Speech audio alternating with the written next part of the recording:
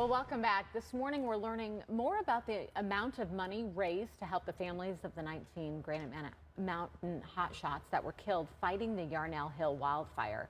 The 100 Club is reporting that as of last week, they've raised $4.6 million. Yeah, the 100 Club has dispersed more than $3.5 million from that very fund. We're creeping up here on the 1 year, really 1 year date. I mean, it happened on June 30th of last year. Since since the Yarnell Hill fire started, more than 100 homes destroyed, thousands of acres burned, and just a few weeks after the fire, one Valley photographer went up north to see the devastation firsthand. Well, the pictures he took are now being turned into an exhibit. Diane Ryan is checking that out this morning. Hi, Dee. Good morning, everybody. I'm Diane Ryan here at the Phoenix Library, and we are in a section of the library that is a gallery, and this one is filled with all kinds of pictures from the Yarnell Hill fire, and some of them are just very interesting, others are just heartbreaking.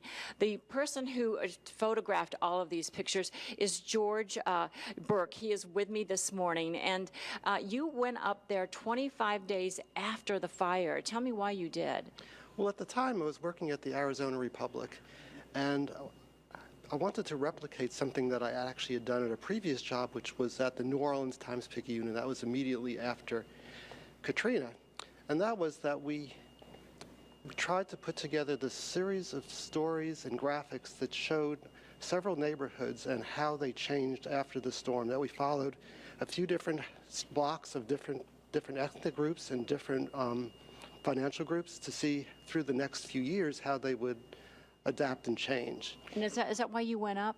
Yeah, and that's why I went up. I wanted to try to replicate something here that we would follow 5 or 6 different families, or either renters or homeowners, and see if they decided to rebuild and not rebuild, or else just to see if they had insurance problems, or just to see what any kind of obstacles they faced. And what was it like when you went to see there? I know you said you've seen other areas where have been demolished, but what were you thinking when you were up here? Well, a couple things. One was that I was really surprised at the devastation. Most of the photographs I'd seen were of the fire itself, or of the sort of the tributes to the fallen, but I'd never really seen close-up of what the community actually looked like. And I was really surprised. I mean, a few things. One, how blackened everything was, and two, how things weren't always black, and that the fire just skipped over, say, somebody's garage while their house was completely burned. And the third thing, I think, was that there was just sort of a sense of hope among the people, just even 25 days after the storm.